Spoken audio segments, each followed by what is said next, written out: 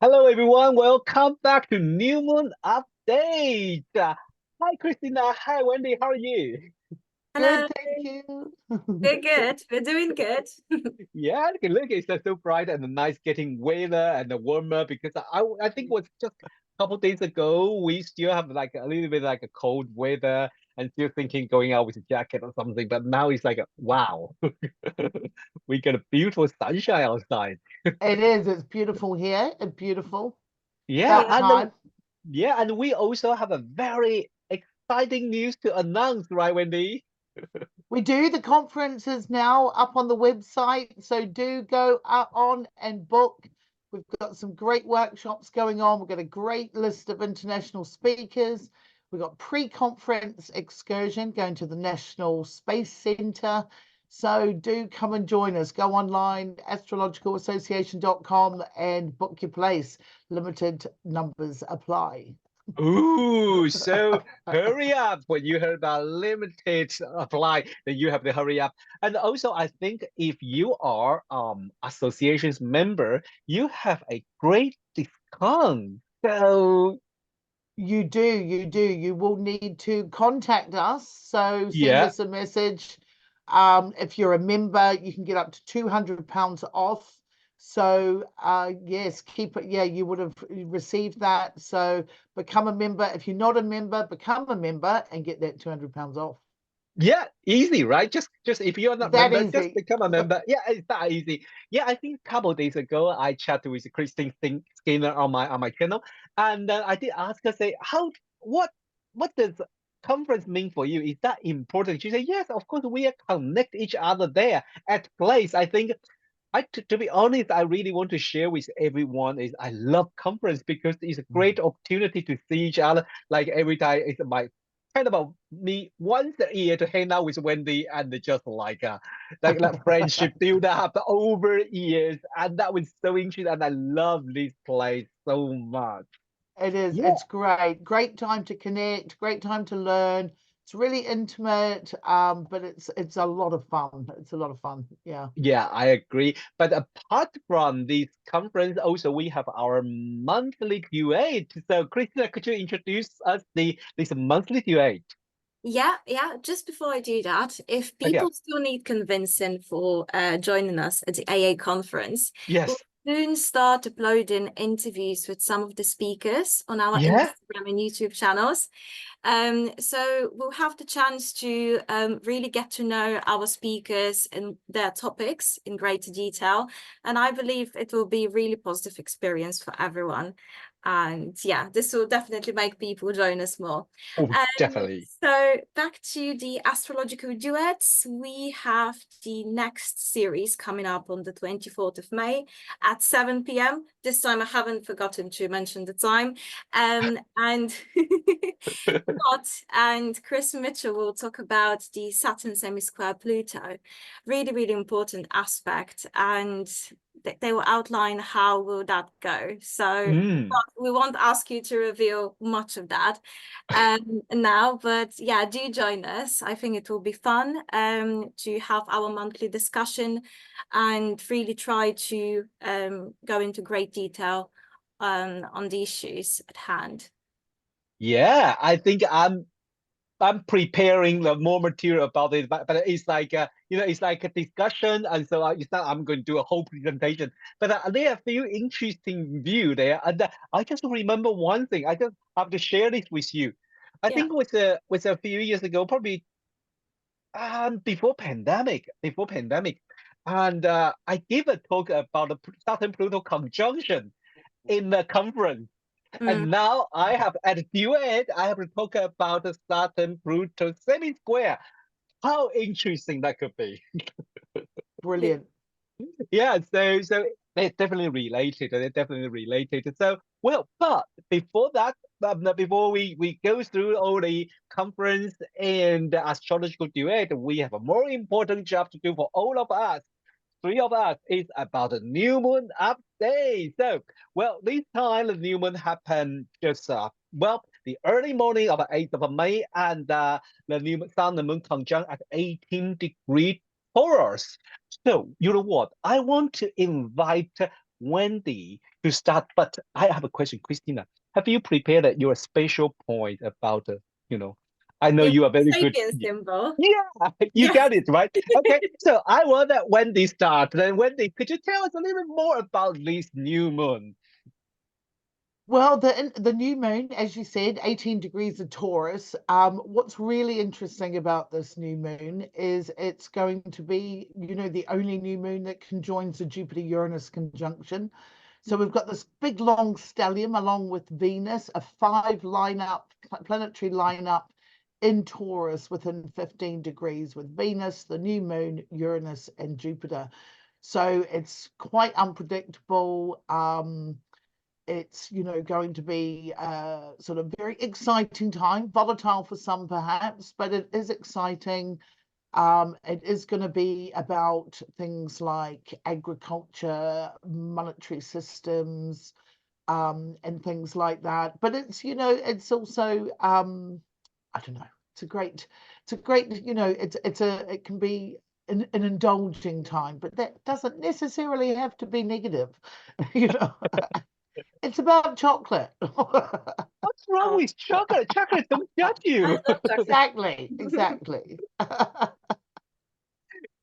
So eat more chocolate and indulge yourself. I think as long as we can enjoy that, that would be nice and positive. But of course, when you go to the treadmill, and that is the time you regret.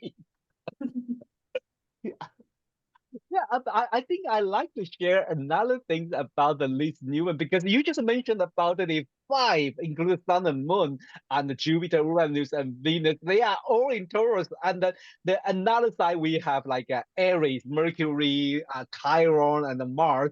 So like a whole planet is clustered in this side, one side of our zodiac, isn't it?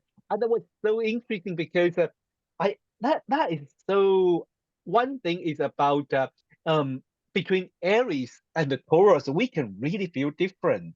I don't know how Mm, you feel that because mm. when it was in Aries, that we are just like crazy, busy, running in and out, and now in Taurus we find like yeah, I just need to have a piece of chocolate and chill. And a nap. So, Christina, how are you going to interpret this new moon? Yeah, just to echo Wendy a bit, I do see the Taurus stellium as a Taurus kingdom. So unlike the full moon in Scorpio that we had, now we've gained so much more clarity on things and nothing really can surprise us at this point. Because we have Uranus and Jupiter here as well. And so many things have happened that we are really, really prepared for what's coming ahead of us. So the Sabian symbol for Yeah. this moon is about a woman holding a bag out of a window. And this new moon will give us the opportunity to declutter, to empty our physical, mental space as well, and really think about what's important, just so that we can spare some time and space for that. And leave everything which is unnecessary, whether that would be bad habits or anything like that aside. And I really like this analogy because it's echoed throughout the rest of the chart. We have the semi-squares between the new moon and Mars, and both planets are quite strong. So moon is exalted and Mars is in its rulership. And this will give us enormous emotional strength and perseverance to continue with our tasks and really complete our projects. And we also have we have Neptune. I think it's wait. Yeah, it's in conjunction to Mars. Still in conjunction to Mars. Which will give us this sort of spirituality in the mix. And what's really good about it is that apart from the opportunity to get indulged in our favorite wine, our favorite meal, we can walk barefoot on the grass. These are all Taurus related themes which I just come up with.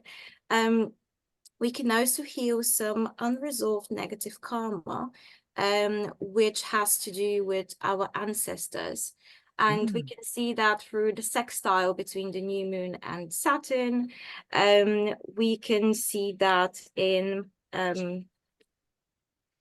this sort of semi-square between Moon and Mars, but also the conjunction between Mars and Node. So we'll have the opportunity to really get some good things done, which will be beneficial over the long term for generations to come. Wow, I really like your interpretation about that a Newman and Saturn, and especially quite interesting that Mars with the Newman, because I feel like these two group is kind of two extreme. In one way, we can say one is represent the Aries, like Aries, the kind of very eager and want to get things done, rush into something's energy. But another way, another group in the Venus and Sun Moon in Taurus is kind of a Zen, quiet. Why are you so busy? And that's like a contrast to each other. Still pretty interesting. Maybe we didn't aware about it. Wendy, how do you what part of it this chart you want to add a little bit more information in? Well, yeah, and I mean, what Kristina said, I think was just quite beautiful, and it sort of sent me on Yeah.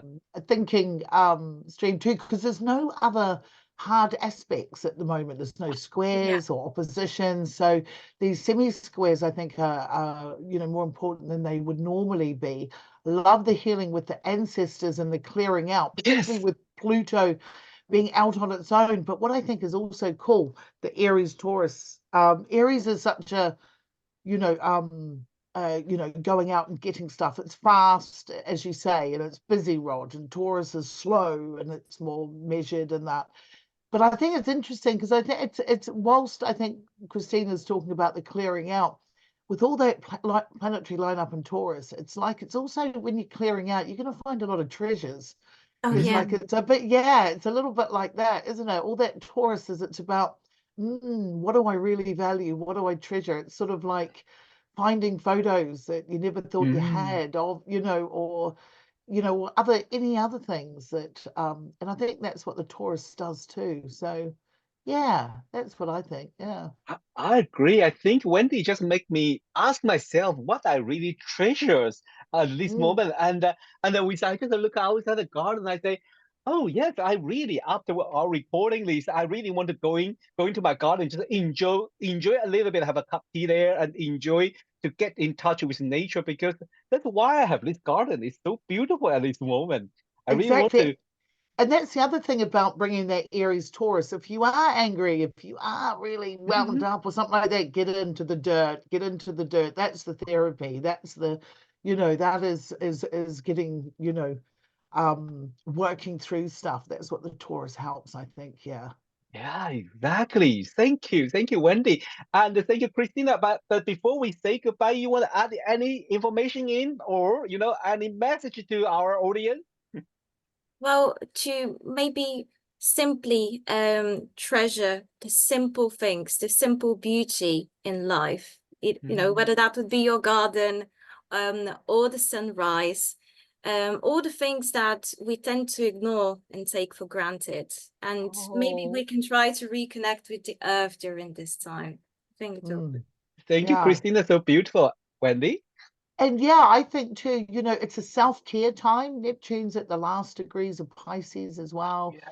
And Taurus is indulgent, it is, having a bath as well, indulging in that way. Self-care. It's, I think, and eating well. Yeah. Well, from me, I have a very important message to everyone. Chocolates don't judge you. Enjoy it. Thanks everyone for joining us for this beautiful new one update. And don't forget to really first join us on the 24th of May for Astrological Duet. And I think the association's conference, we really End of August. want to see in August. We really want to see you. And if you are a member, you have a opportunity to get huge discount. And the discount is by the end of May. Don't miss this opportunity, and don't say I didn't tell you. And if you are not a member, join the association and you can enjoy this huge discount. Please come to see us, join us, hang out with us, and chatting. Talking about astrology with the friends is magical. It's not that other people say, "Oh, you believe that?" Yeah, we believe it. Okay, thanks everyone, and see you next month.